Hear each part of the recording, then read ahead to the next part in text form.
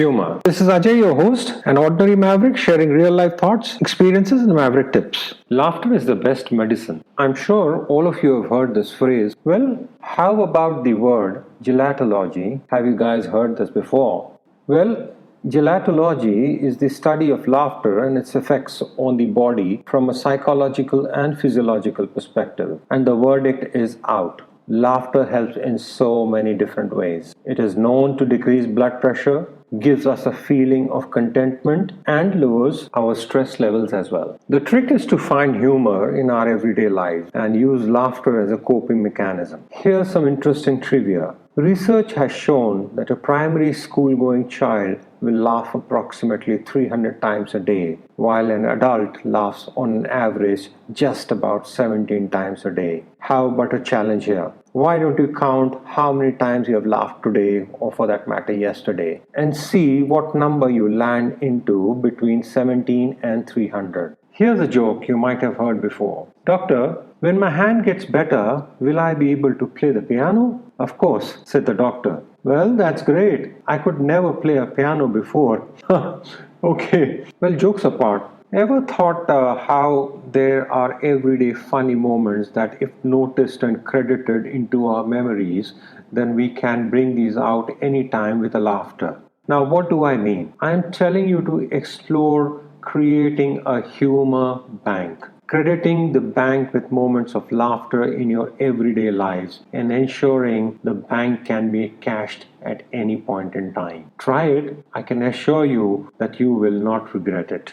Well, here's a story from a family's humor bank. Every time we see chewing gum, we all smile, instantly drawing from the bank a big laughter of ha ha ha. It's when our girls were little, might have been just 3 and 4 years old. We had just said goodbye to my wife who was traveling for work, and we were driving back home from the airport. Both my daughters were having chewing gum as a treat. My younger one was really sad to see mom go and was trying hard not to cry and put up a brave front. Suddenly, the car braked, and the chewing gum fell out from my younger one's mouth on the car floor. Those were the only gum sticks we had, and there was no more.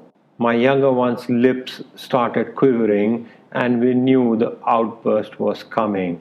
Before I could react, my elder daughter takes out her chewing gum from her mouth and puts it in her sister's. Lo and behold, the tears were in, and my younger one gave a smile. She was happy once again, and my elder daughter gave me a big grin and said, "It's okay, Dad. She's not crying now."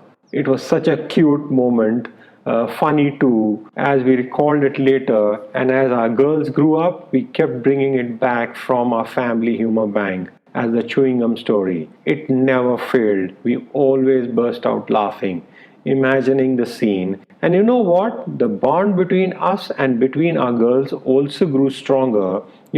Shared laughter instantly connects you. Another favorite from our humor bank is the suitcase story. There are some very classic suitcases that stand out and kind of look alike.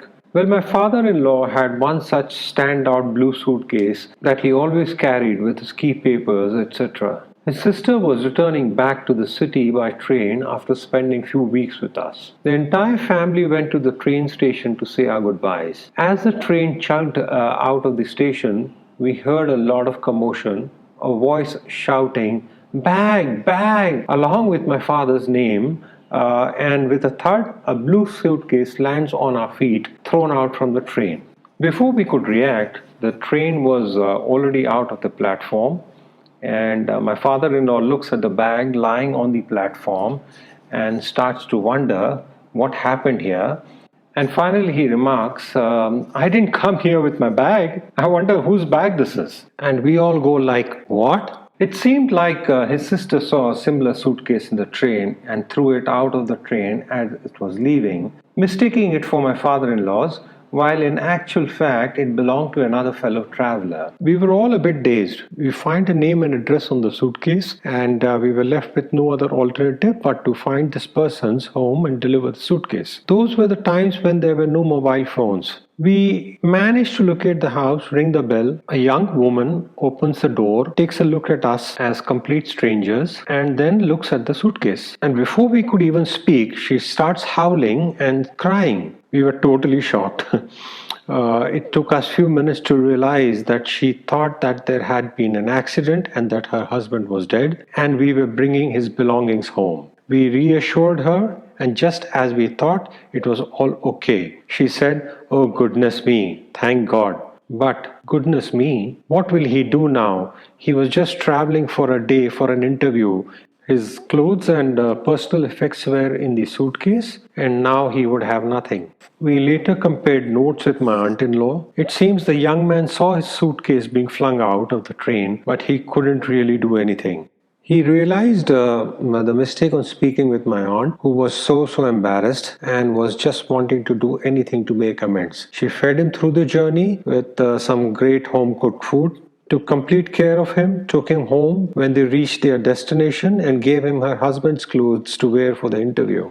So, all's well that ends well. But I must say, the suitcase story from a humor bank is one that gives, a lot of laughter and lightens our mood every time. Here's another tip. Try to observe and write down everything that makes you smile, laugh, like your own laughter profile or a humor profile. It could be a particular film, a TV show, a book, remembering moments from your humor bank, etc., etc. Then go a step forward and find a spot in your home as the humor spot or the laughter spot and have your collection handy there. Keep those books, pictures, etc. that bring that smile to your face handy there. Then whenever you feel the need, you can visit that spot, dive in and bring out the laughter. It's so very important in our lives. I want to share a powerful line that has remained with me. Every time you find humor in a difficult situation, you win. And remember, we are mavericks. We win. Keep smiling. Stay well.